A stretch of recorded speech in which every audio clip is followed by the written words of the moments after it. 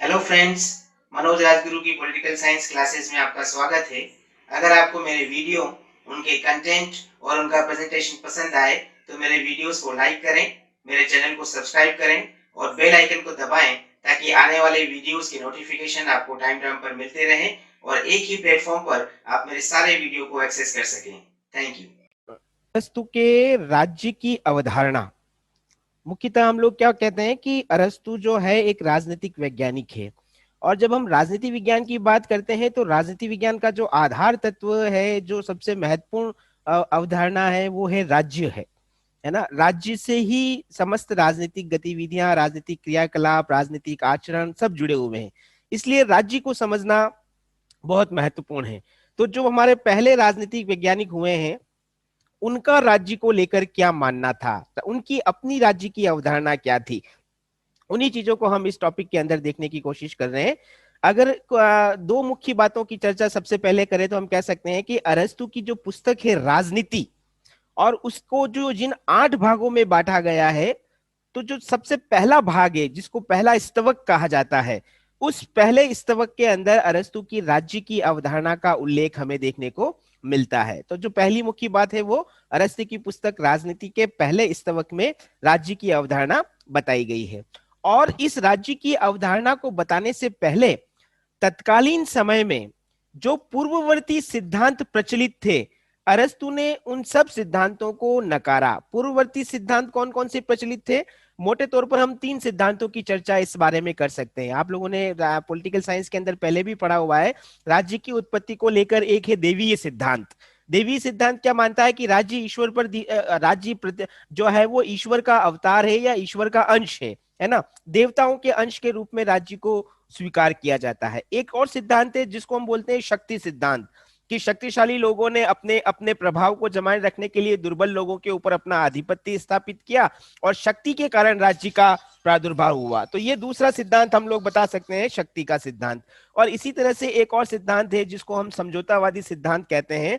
तो समझौतावादी सिद्धांत का मतलब ये है कि समाज के लोगों ने अपनी आवश्यकताओं की पूर्ति के लिए समझौते के माध्यम से राज्य को निर्मित किया। तो अरस्तु के समय 3 प्रमुख सिद्धांत प्रचलित थे यूनानी नगर राज्यों के अंदर। एक शक्ति सिद्धांत, दूसरा देवी सिद्धांत और तीसरा समझौता सिद्धांत। अरस्तु ने इन तीनों सिद्धांतों का खंडन किया, है ना। अरस्तु ये कहता है कि राज्य की उत्पत्ति निर्माण का परिणाम नहीं है बल्कि विकास का परिणाम है।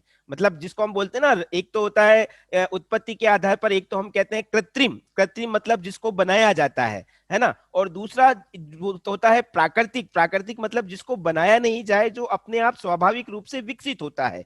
तो अरस्तु ने राज्य को कृत्रिम संस्था नहीं माना है, उसको एक प्राकृतिक और स्वाभाविक संस्था मानते हुए उसने अपनी पुस्तक राजनीति के पहले स्तवक के अंदर राज्य संबंधी अवधारणा को प्रस्तुत करने का काम किया है। फिर अगर हम कहें कि अरस्तु के राज्य संबंधी विचारों को हम कितने भागों में बांटकर समझ सकते हैं, तो मोटे तौर पर हम कह सकते हैं कि अरस्तु की राज्य की अवधारणा को 3 संदर्भों में समझा जा सकता है। 3 संदर्भों में सबसे पहला संदर्भ है राज्य की उत्पत्ति और उसका विकास कैसे हुआ, इसको लेकर अरस्तु की क्या मान्यता थी। तो पहला संदर्भ राज्य की उत्पत्ति और विकास के बारे में। राज्य के बारे में ही दूसरा संदर्भ हम ये बता सकते हैं कि अरस्तु ने राज्य की प्रकृति और उसने राज्य के बारे में जो विचार बताए उसकी विशेषताएं क्या हैं, यानी कि राज्य की प्रकृति और विशेषताओं पर अरस्तु के विचार। और तीसरी बात हम लोग ये बता सकते हैं कि अरस्तु की दृष्टि में राज्य के उद्देश्य और कार्य क्या है। तो सब पूरी राज्य की अवधारणा जो अरस्तु की है वो इन 3 मोटे मोटे संदर्भों में समझने की आवश्यकता है। हम लोग बात करते हैं अरस्तु के राज्य संबंधी विचारों को जानने से पहले एक मुख्य बात, कि अरस्तु का ये जो पूरा विचार है राज्य की अवधारणा का, ये 2 उसके मौलिक विचारों पर आधारित है। उसने राज्य को एक प्राकृतिक और एक स्वाभाविक संस्था बताया। उसके पीछे उसके 2 विचार महत्वपूर्ण है। हम लोग ये भी कह सकते हैं ये अरस्तु की अपनी मान्यता है, ये अरस्तु के कोटेशन है। पहला विचार क्या है? अरस्तु मनुष्य को एक राजनीतिक प्राणी मानता है। अक्सर हम लोग बचपन से एक बात पढ़ते आते हैं कि मनुष्य एक सामाजिक प्राणी है। क्यों है? क्योंकि मनुष्य समाज में रहता है। अरस्तु ने मनुष्य को सामाजिक प्राणी के साथ साथ एक राजनीतिक प्राणी के रूप में मान्यता दी। वो ये मानता है कि मनुष्य मूलतः एक राजनीतिक प्राणी है जो अपने स्वभाव से राजकीय जीवन जीने के लिए बना है। राजकीय जीवन जीने का मतलब क्या है कि राज्य से जुड़ी हुई जितनी गतिविधियां हैं उन गतिविधियों को संचालित करना ये मानव का अपना स्वभाव है ना। इसीलिए वो मनुष्य को एक राजनीतिक प्राणी के रूप में स्थापित करता है। तो ये पहला मौलिक विचार जिससे वो राज्य की उत्पत्ति और उसके बारे में अपनी अगली मान्यता प्रस्तुत करता है। दूसरी एक और बात जो अरस्तु कहता है कि राज्य मनुष्य की या मानव की आवश्यकताओं की पूर्ति के लिए बने मानव समुदायों के निरंतर विकास का अंतिम परिणाम है। देखो इस पूरे विचार को, अरस्तु के इस पूरे विचार को अगर हम टुकड़ों में बांटें तो पहली बात हमें क्या निकल कर सामने आती है, मानव आवश्यकताओं की पूर्ति कौन कर रहा है, राज्य कर रहा है ना। तो पहली बात ये कि राज्य, दूसरी बात मानव आवश्यकताओं की पूर्ति के लिए विकसित हुआ है, ठीक है, दूसरी बात। और तीसरी बात, ये विकास एकदम से नहीं हुआ है, ये निरंतर मानव समुदायों के निरंतर विकास का परिणाम है और परिणाम में अंत में राज्य आता है। अब इस पूरी ये जो परिभाषा है इसको आप ध्यान रखना, अभी थोड़ी देर में हम इसको क्लियर देखेंगे। मैं फिर इस दूसरे विचार को स्पष्ट कर रहा हूं।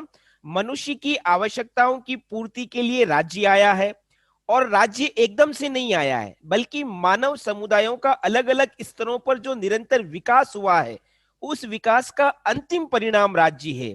तो ये दो मौलिक विचार आधार रूप में रखते हुए अरस्तु राज्य की उत्पत्ति को बताता है। तो राज्य की उत्पत्ति को बताने के लिए वो सबसे पहले क्या बोलता है कि मनुष्य जो है वो पूरी तरह से आत्मनिर्भर नहीं है। मनुष्य जो है उसके अंदर आत्मनिर्भरता का अभाव है ना। अब इसके लिए अरस्तु का एक फेमस कोटेशन है जो बहुत सारे एग्जाम्स के अंदर पूछा भी जाता है, कॉम्पिटिशन एग्जाम के अंदर।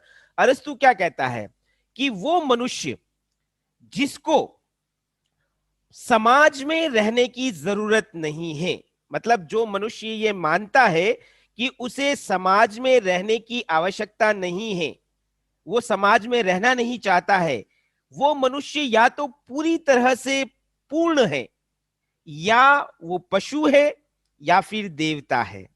तीन बातें वो बोलता है कि जिस मनुष्य को समाज की आवश्यकता नहीं है, अर्थात जो अपने आप में पर्याप्त है, वो या तो पशु है या देवता है। क्योंकि देवता अपने आप में अपनी सारी आवश्यकताओं को पूरा कर सकते हैं, तो एक तो देवता, और दूसरा पशु, पशु को किसी की आवश्यकता नहीं होती है। लेकिन हम लोग मूलतः मनुष्य हैं, तो मनुष्य पूरी तरह से आत्मनिर्भर है ही नहीं, है ना। वो दूसरों पर निर्भर रहता है और दूसरों पर निर्भर रहकर अपना सर्वांगीण विकास करता है। इसीलिए मनुष्य के अंदर एक सामाजिकता की भावना पाई जाती है ना, जिसको हम कहते हैं ये हमारी मौलिक प्रवृत्ति है। सामाजिकता की भावना हमारे अंदर का एक स्वभाव है, जिस स्वभाव के चलते हम अपनी आवश्यकताओं की पूर्ति भी करते हैं और हम दूसरों की आवश्यकताओं की पूर्ति भी करते हैं। और इन आवश्यकताओं की पूर्ति करने के लिए हम सहयोग का आदान प्रदान करते हैं। जो हमारे पास है वो हम दूसरों को देते हैं और जो दूसरों के पास है वो हम लेते हैं। तो ये मनुष्य का एक सामाजिक गुण है। अरस्तु क्या कहता है कि यही आपसी निर्भरता एक दूसरे पर, क्योंकि कोई भी मनुष्य पूर्ण नहीं है, कोई भी मनुष्य पूरी तरह से सक्षम नहीं है। अपनी भौतिक आवश्यकताओं की पूर्ति के लिए मनुष्यों को एक दूसरे पर निर्भर रहना ही पड़ता है, पहली बात।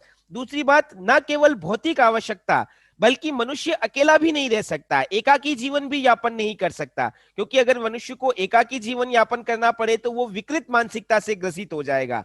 तो मनुष्य की बौद्धिक और नैतिक आवश्यकता के लिए भी ये जरूरी है कि मनुष्य समूह में रहे, मतलब एक दूसरे को पारस्परिक सहयोग, समन्वय प्रदान करे, है ना। तो ये जो पारस्परिक निर्भरता है, ये पारस्परिक निर्भरता मनुष्यों को समूह में रहने के लिए प्रेरित करती है। ये पहली भावना विकास के क्रम में, ये पहला भाव मनुष्यों के अंदर का जो अरस्तु राज्य के विकास के अंदर बताता है। अब इसी आपसी निर्भरता के भाव से जो पहली संस्था अस्तित्व में आती है वो है परिवार।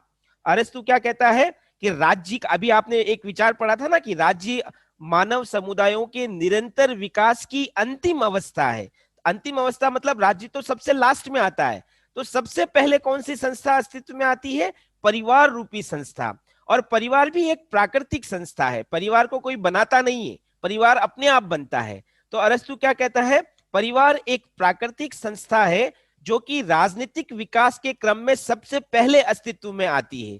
अब परिवार बनता किससे है, तो अरस्तु 4 तत्व बताता है परिवार के अंदर। पहला पति, दूसरा पत्नी, तीसरा उनके बच्चे, और चौथा दास। यहां आप लोग ध्यान रखना, दास, अरस्तु ने दास प्रथा का समर्थन किया था, तो दासों को भी वो परिवार का एक अहम हिस्सा बनाता है। तो इन 4 तत्वों से मिलकर परिवार रूपी संस्था का निर्माण होता है। और ये परिवार रूपी संस्था परिवार के सदस्यों की आपसी आवश्यकताओं की पूर्ति करने के लिए प्रारंभिक तौर पर अस्तित्व में आती है। तो ये पहला राज्य के निर्माण का जो पहला, राज्य के विकास का जो पहला स्तर था, वो परिवार आपसी निर्भरता के आधार पर अस्तित्व में आया।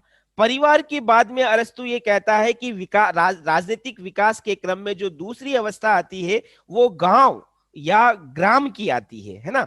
गांव और ग्राम का मतलब क्या है कि जब परिवारों की संख्या बढ़ती है, परिवार का निर्माण रक्त संबंध के आधार पर होता है, तो जब परिवारों की संख्या बढ़ती है, परिवारों की संख्या में लगातार वृद्धि होती है, तो उन परिवारों के अंदर रहने वाली लोगों की आवश्यकताओं में भी निरंतर वृद्धि होती है। और एक ही परिवार के लोग इन बढ़ती आवश्यकताओं की पूर्ति करने में सक्षम नहीं होते हैं, इसीलिए एक परिवार दूसरे परिवार पर निर्भर रहता है ना। यानी कि परिवारों की संख्या भी बढ़ रही है और परिवारों की भौतिक आवश्यकताओं की संख्या भी बढ़ रही है, इसीलिए इन आवश्यकताओं की पूर्ति के लिए अब एक परिवार दूसरे परिवारों पर निर्भर रहने लगे। तो जब बहुत सारे परिवार एक दूसरे पर निर्भर हुए और ये आवश्यकता महसूस हुई कि सभी परिवार आपस में मिलकर एक दूसरे की आवश्यकताओं को पूरा कर सकते हैं, तो उससे परिवारों ने एक स्थान पर स्थायी रूप से निवास करना शुरू किया। या मतलब जिसको हम कहते हैं ना कि पहले यायावार या जंगली अवस्था में जैसे मनुष्य भटकता रहता था, परिवारों की संख्या बढ़ी, तो अब क्या हुआ कि अब परिवारों ने एक स्थान पर स्थायी रूप से रहना शुरू किया। और जैसे ही ये स्थायी रूप से एक स्थान पर रहना शुरू किया, तो वैसे ही ग्राम, यानी कि जिनको हम गांव कहते हैं, उनका अस्तित्व प्रारंभ हुआ। और यानी कि जब अरस्तु कहता है प्रारंभिक तौर पर जब गांव अस्तित्व में आए, तो वो रक्त संबंधों के आधार पर जो परिवार बने, उन्हीं के समूह से गांव एक कॉलोनी के रूप में प्राकृतिक रूप से स्थापित हुआ। तो प्रारंभिक गांव कौन से थे? रक्त संबंधों के आधार पर जो परिवार एक स्थान पर स्थायी रूप से रहने लगे, उसी से गांव का अस्तित्व बना। अब इन परिवार, चूंकि गांव के अंदर परिवार ही थे, तो इन परिवारों के अंदर जो सबसे वृद्ध सदस्य रहा, वही वृद्ध सदस्य परिवार का, उस गांव का मुखिया बना। और उस मुखिया के नेतृत्व में उस गांव की समस्त गतिविधियों का संचालन, निर्देशन, नियंत्रण किया जाने लगा। एक तरह से गांव के अंदर सामाजिक, आर्थिक, धार्मिक सभी प्रकार की गतिविधियों का संचालन किया जाने लगा। तो पहला राज्य के विकास की पहली अवस्था थी परिवार। परिवार से दूसरी अवस्था परिवर्तित हुई गांव में। यही गांव या ग्राम राज्य की पृष्ठभूमि का आधार बने। अरस्तु क्या बोलते हैं? परिवार से जिन गांवों का अस्तित्व हुआ, जो गांव अस्तित्व में आए, वही ग्राम राज्य की पृष्ठभूमि के आधार बने। अब इन्हीं गांव से के विकास के बाद जो तीसरी अवस्था आती है, अरस्तु उसको राज्य कहते हैं। अब अरस्तु क्या उसी बात को कंटिन्यू कहते हैं, जैसे परिवार अपने आप में पूरी तरह से आत्मनिर्भर नहीं था, है ना, तो इसीलिए एक परिवार दूसरे परिवारों पर निर्भर हुए, उसी तरह से जब ग्राम अस्तित्व में आए, तो व्यक्तिगत तौर पर कोई गांव भी अपने आप में पूरी तरह से आत्मनिर्भर नहीं रहा। गांव के अंदर भी परिवारों की संख्या, व्यक्तियों की संख्या जब बढ़ती गई, उनकी आवश्यकताएं बढ़ती गई, है ना, तो उन आवश्यकताओं की पूर्ति के लिए कोई भी ग्राम अपने आप में पूरी तरह से आत्मनिर्भर नहीं हुआ।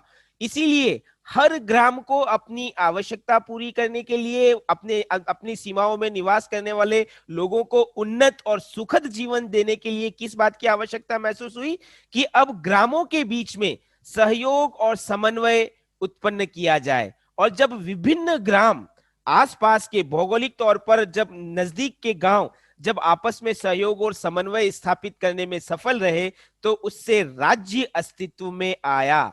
तो गांव के बाद जो विकास की तीसरी अवस्था थी वो राज्य की अवस्था थी। अरस्तु क्या कहता है, जिस प्रकार परिवार एक प्राकृतिक संस्था है, किसी ने बनाया नहीं, अपने आप अस्तित्व में आया, उसी तरह से गांव भी एक प्राकृतिक संस्था है, उसको किसी ने बनाया नहीं, अपने आप आवश्यकताओं के चलते अस्तित्व में आया। और उसी तरह से राज्य को भी किसी ने बनाया नहीं, बल्कि अपने आप स्वाभाविक रूप से आवश्यकताओं को ध्यान में रखते हुए अपने आप इस संस्था का विकास हुआ। तो ये राज्य के विकास का स्तर था, वो अरस्तु ने इस बताया। यहाँ पर हम अरस्तु के एक और कोटेशन की चर्चा भी कर सकते हैं। आप इसको ध्यान से समझना, ये अरस्तु का वक्तव्य है।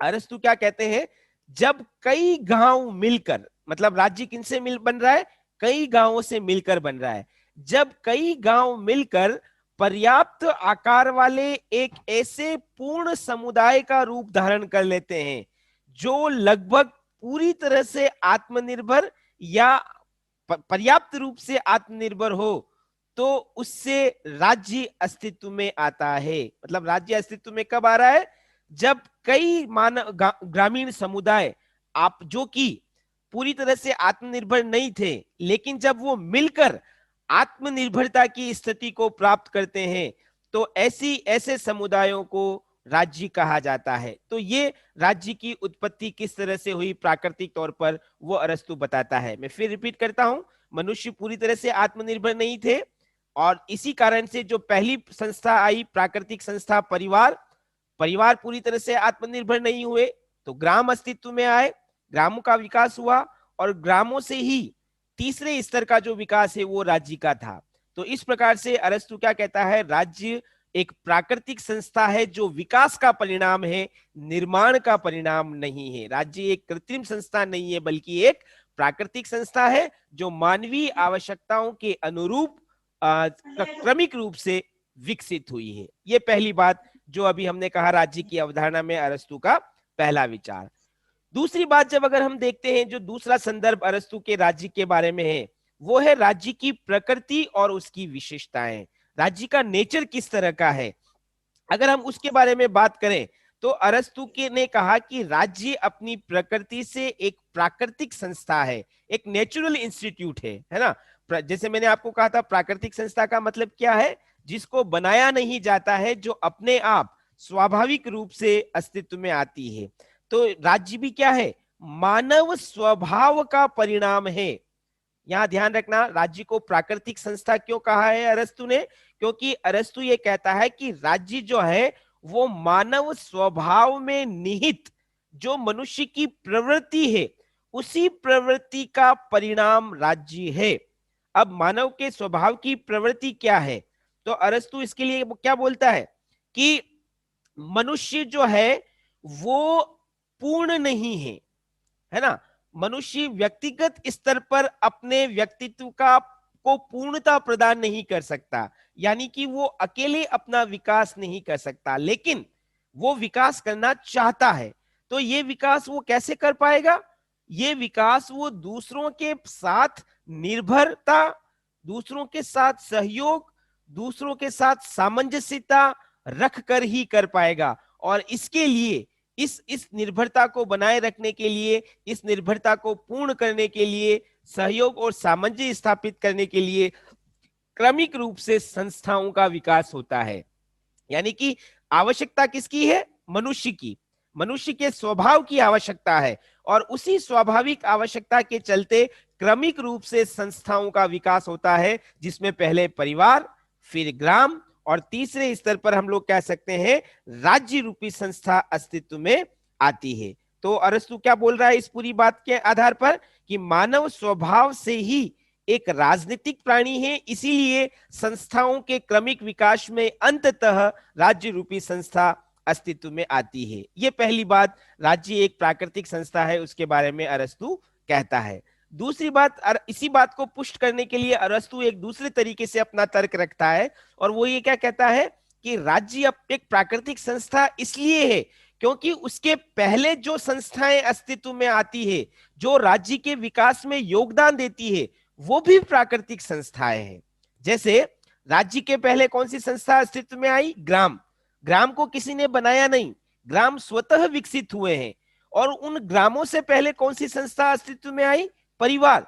परिवार को भी किसी ने बनाया नहीं, परिवार अपने आप अस्तित्व में आए। तो जैसे परिवार प्राकृतिक संस्था है, वैसे ही ग्राम भी एक प्राकृतिक संस्था है, और जैसे ग्राम एक प्राकृतिक संस्था है, उसी तरह से राज्य भी एक प्राकृतिक संस्था है।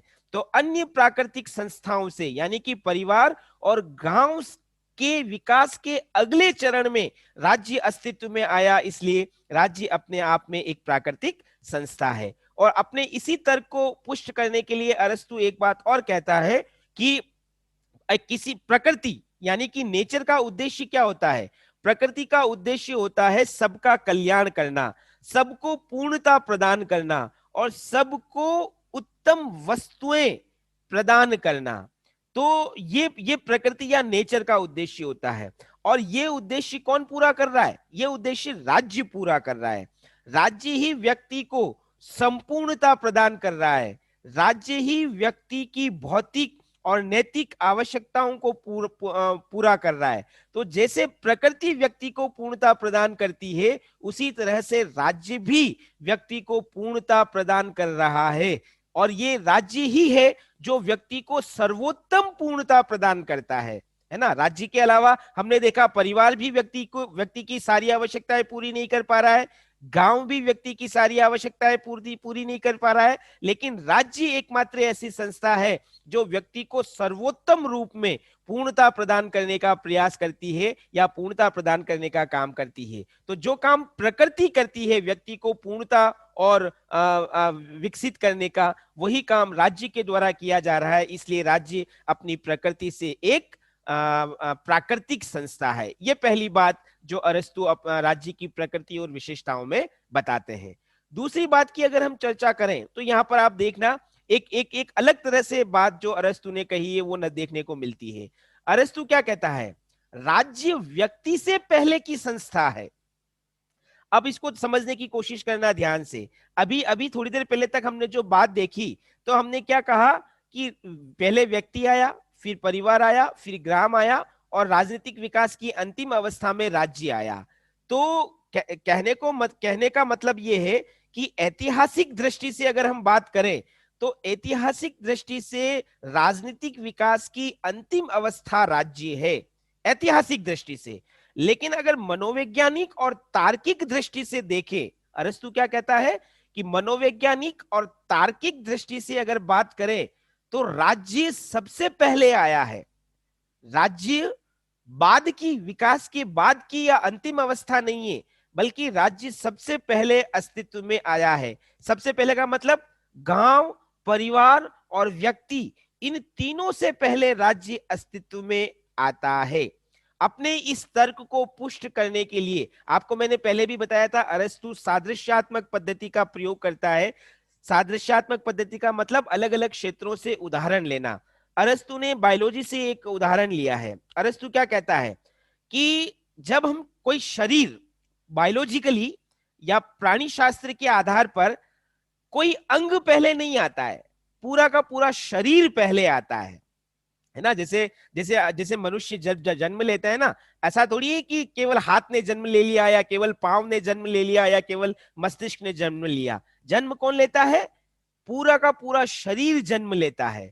और उस शरीर का एक अंग होता है कोई भी, जैसे हाथ, नाक, कान।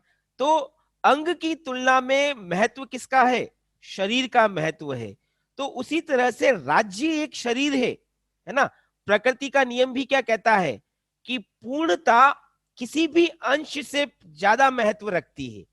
दो अलग अलग शब्दों का यूज कर रहा हूं मैं, पूर्णता और अंश, है ना। जैसे शरीर अपने आप में पूर्ण है और शरीर का कोई भी अंग उसका अंश है। जैसे मैं अगर हाथ की बात कर रहा हूं तो हाथ क्या है? ये इस पूरे शरीर का एक अंश या अंग मात्र है। पांव क्या है? पूरे शरीर का एक अंश और अंग मात्र है। तो प्रकृति हमेशा पूर्णता की बात करती है और अंश उस पूर्णता का बाद का हिस्सा है। तो इसी तरह से अगर मनोवैज्ञानिक आधार पर देखें तो राज्य जो है वो पूर्णता के आधार पर पहले अस्तित्व में आया है और परिवार, ग्राम या व्यक्ति उसके एक अंश के रूप में बाद में अस्तित्व में आते हैं। तो ये एक मनोवैज्ञानिक और तार्किक आधार जो अरस्तु ने प्रस्तुत किया राज्य की प्रकृति और उसकी विशेषताओं को लेकर। एक तीसरी बात जो अरस्तु यहाँ पर कहना चाहते हैं अपने राज्य की अवधारणा में, उससे ये पता चलता है कि राज्य सर्वोच्च भी है, राज्य पूर्ण भी है और राज्य आत्मनिर्भर भी है। तीन बातें यहाँ पर हम लोग बता रहे हैं। सबसे पहले बात करते हैं राज्य सर्वोच्च है। राज्य सर्वोच्च क्यों है? क्योंकि जो सबसे पहली संस्था अस्तित्व में आई थी परिवार, वो व्यक्ति की सभी आवश्यकताएं पूरी करने में सफल नहीं हुई। उसके बाद जो दूसरी संस्था अस्तित्व में आई ग्राम, वो भी व्यक्ति की सारी आवश्यकताएं पूरी करने में सफल नहीं हुई। तो विकास के क्रम की जो तीसरी अवस्था थी राज्य, वही राज्य इतना सक्षम और इतना आत्मनिर्भर था कि वो व्यक्ति की सभी आवश्यकताओं को पूरा करने में सफल रहा। तो जो बाकी दो संस्थाओं की तुलना में ज्यादा सफल है, इसका मतलब वो उन संस्थाओं की तुलना में ज्यादा सर्वोच्च है, ऊंचा है, और इसीलिए वो बाकी संस्थाओं को नियंत्रित और निर्देशित भी करता है। तो पहली बात अरस्तु के राज्य की अवधारणा में कि राज्य अपने आप में एक सर्वोच्च संस्था है। दूसरी बात, राज्य के अंदर राज्य का निर्माण अलग अलग वर्गों से, समुदायों से होता है जो अलग अलग प्रकार के काम करते हैं। इसीलिए राज्य समाज में रहने वाले हर व्यक्ति की, चाहे वो किसी भी वर्ग का हो, उसकी आवश्यकताओं को, उसकी भौतिक आवश्यकताओं को, उसकी नैतिक, उसकी बौद्धिक, हर प्रकार की आवश्यकताओं को पूरा करता है। तो ये अपने आप में पूर्णता लिए हुए है।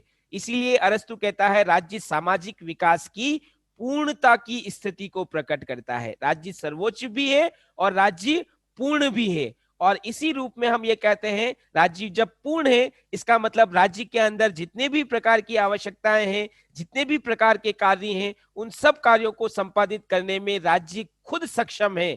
इसीलिए ये अपने में एक आत्मनिर्भर संस्था भी है। तो अरस्तु ने राज्य की अवधारणा में राज्य को सर्वोच्च भी बताया, राज्य को पूर्ण भी बताया और राज्य को एक आत्मनिर्भर संस्था भी बताया। अरस्तु की राज्य की अवधारणा में हम अगली बात यह भी कह सकते हैं कि अरस्तु राज्य को एक ऑर्गेनिज्म या सावयवी संस्था बताता है। देखिए, ये शब्द हम लोग कई बार चर्चा कर चुके हैं। सावयव का मतलब क्या होता है? सावयव का मतलब एक शरीर से जुड़ी हुई अवधारणा। जैसे शरीर विभिन्न अंगों से मिलकर बना है, विभिन्न अवयव है ना, तो शरीर के अलग अलग अवयव कौन से हुए? शरीर, हाथ, पांव, नाक, कान, मुंह, हमारे अंदर जितने भी ये जो अंग हैं, इन सब अंगों से मिलकर शरीर बना है और शरीर पूर्णता प्राप्त करता है। अब इसको अगर हम दूसरे एंगल से देखें तो कोई भी अंग अगर शरीर से अलग हो जाता है तो न तो वो शरीर पूर्णता प्राप्त करता है और न उस अलग हुए अंग का कोई महत्व रहता है। जैसे सपोज मैं अगर अपना हाथ काट के अलग रख दूं तो इस हाथ का अपना कोई महत्व नहीं रह जाएगा। इस हाथ का महत्व तभी है जब ये शरीर के साथ जुड़ा हुआ है, और जब ये हाथ शरीर के साथ जुड़ा हुआ है तो शरीर पूर्ण है। मतलब शरीर का हर अंग जब शरीर के साथ जुड़ा हुआ रहता है तो शरीर भी पूर्णता प्राप्त करता है और उस अंग का भी महत्व रहता है। उसी तरह से राज्य रूपी शरीर का भी अपना एक महत्व है, और वो महत्व क्या है कि राज्य रूपी शरीर के ये जितने भी अंग हैं, व्यक्ति रूपी अंग, समुदाय रूपी अंग, ये जब तक राज्य के साथ जुड़े हुए हैं तब तक राज्य भी पूर्ण है और इन अंगों का, इन व्यक्तियों का, इन समुदायों का भी अपना एक विशेष महत्व है। तो इसीलिए अरस्तु क्या कहते हैं कि राज्य के अंदर व्यक्ति, परिवार और ग्राम रूपी जो अंग हैं, इनके बीच में एकता पाई जाती है और यही एकता राज्य की सावयवी एकता कहलाती है। तो ये एक अगला विचार जो राज्य के बारे में अरस्तु बताता है। फिर अरस्तु की राज्य की अवधारणा से एक बात और उभर कर सामने आती है कि राज्य अपने आप में बहुलवादी स्वरूप लिए हुए है। बहुल का मतलब होता है बहुत सारे, है ना। यहां हम बहुत सारे का मतलब किससे ले रहे हैं कि राज्य के अंदर कोई एक समुदाय नहीं है। जैसे अभी अगर हम अभी वर्तमान की भाषा में बात करें तो हम क्या कहते हैं कि किसी भी राज्य के अंदर धर्म, जाति, भाषा, वर्ण, रंग, लिंग के आधार पर अलग अलग वर्ग, अलग अलग समूह, अलग अलग समुदाय होते हैं। उसी तरह से अरस्तु भी मानता है कि राज्य का जब संरचना की बात करते हैं तो राज्य की संरचना अलग अलग समूहों या समुदायों से मिलकर बनती है, और ये सब समूह या समुदाय अलग अलग कार्यों को करते हैं। फॉर एग्जाम्पल हम ये समझ सकते हैं, कोई सुतारी का काम करता है, कोई लोहारी का काम करता है, कोई सुनारी का काम करता है ना, कोई रक्षा का काम करता है। तो ये अलग अलग समूह या समुदाय जो कि अपनी अलग प्रकृति के होते हैं, ये सब आपस में एकता करके राज्य को पूर्णता प्रदान कर रहे हैं, है ना। जैसे जैसे अभी हमने कहा ना कि राज्य के अंदर अलग अलग लोगों की अलग अलग आवश्यकताएं हैं। जैसे सपोज करो मैं सुथार वर्ग का व्यक्ति हूं, मेरा काम है लकड़ी से जुड़ा हुआ काम करना, तो मेरी मेरी लोहारी की आवश्यकता कौन पूरा करेगा? जो लोहार वर्ग है वो पूरा करेगा। इसी तरह से मेरी भूख कौन शांत करेगा? तो जो किसान वर्ग है, किसान समुदाय है, वो मेरी भूख शांत करेगा। तो ये अलग अलग समुदाय हैं, बहुत इन्हीं समुदायों से मिलकर राज्य राज्य बन रहा है, राज्य की संरचना निर्मित हो रही है। तो अरस्तु क्या कहता है कि एक राज्य के अंदर अलग अलग समुदाय होते हैं, और ये समुदाय अलग अलग प्रकृति के होते हैं, लेकिन इसके बावजूद इनके अंदर सामंजस्यता, सहयोग, समन्वय होता है, जिसके कारण ये एक दूसरे की आवश्यकता को पूरी करते हैं। और इसी कारण राज्य जो है वो इन बहुलवादी समुदायों से मिलकर बनी हुई एक प्राकृतिक संस्था है। तो ये अरस्तु की राज्य की अपनी एक अलग बहुलवादी अवधारणा। और अंत में एक बात और अरस्तु ये कहते हैं कि कौन सा राज्य अच्छा है, तो अरस्तु ये कहते हैं नगर राज्य की जो अवधारणा है वो सबसे उचित संगठन की अवधारणा है। देखो, नगर राज्य को समझने के लिए हम एक नया शब्द जो आधुनिक काल में चल रहा है उसको हम समझते हैं, वो है राष्ट्र राज्य। वर्तमान में हम राज्यों को क्या बोलते हैं? राष्ट्र राज्य। राष्ट्र राज्य का मतलब बड़े बड़े राज्य जिनके अंदर सांस्कृतिक विविधताएं बहुत व्यापक रूप से पाई जाती हैं, जिनका भौगोलिक आकार बहुत बड़ा होता है, जिनके अंदर जनसंख्या की भी बहुत ज्यादा मात्रा होती है। तो वर्तमान में जो राज्यों का स्वरूप है वो राष्ट्र राज्यों का स्वरूप है ना। लेकिन अरस्तु ने इन राष्ट्र राज्यों के स्थान पर नगर राज्यों को उचित माना। अरस्तु क्या कहता है कि आकार की दृष्टि से, भौगोलिक आकार की दृष्टि से, जनसंख्या की दृष्टि से अगर कोई राज्य छोटा है ना, जैसे वर्तमान में हम नगर या सिटी किसको कहते हैं? जिसका भौगोलिक आकार कम है, जिसकी जनसंख्या तुलनात्मक रूप से कम है। तो ऐसे ही छोटे आकार वाले, छोटी जनसंख्या वाले जो नगर राज्य हैं वो सर्वाधिक उपयुक्त या उचित राज्य हैं। क्यों? क्योंकि ऐसे छोटे राज्यों में ही लोग एक दूसरे से इंटरेक्ट आसानी से कर सकते हैं, एक दूसरे को आसानी से पहचान सकते हैं, उनमें आत्मनिर्भरता, सद्भाव, सहयोग, सामंजस्य आसानी से स्थापित हो सकता है। इसीलिए अरस्तु क्या बोलते हैं? नगर राज्य एक श्रेष्ठ संगठन है। वो नगर राज्यों को केवल राजनीतिक संगठन नहीं मानते हैं, बल्कि नगर राज्यों के जीवन को पूरी तरह से राजनीतिक जीवन पद्धति के रूप में स्वीकार करते हैं। राजनीतिक जीवन पद्धति का मतलब, अगर एक छोटा नगर राज्य है तो वहां पर जितने भी क्रियाकलाप हो रहे हैं वो राजनीतिक जीवन को प्रभावित कर रहे हैं, राजनीतिक जीवन से निर्धारित हो रहे हैं, राजनीतिक जीवन से निर्देशित हो रहे हैं। तो इस रूप में वो नगर राज्यों को श्रेष्ठ या सर्वाधिक उचित संगठन के रूप में स्वीकार करते हैं। तो ये दूसरा पक्ष जो हम बता सकते हैं अरस्तु के अनुसार राज्यों की प्रकृति का और राज्यों की विशेषताओं का। अगली क्लास के अंदर हम एक छोटी सी बात और करेंगे कि अरस्तु के अनुसार राज्य के उद्देश्य और कार्य क्या है वो, और उसके बाद अरस्तु की ये जो राज्य की अवधारणा है इसकी कमियां क्या हैं, उनके ऊपर हम अगली क्लास के अंदर चर्चा करेंगे।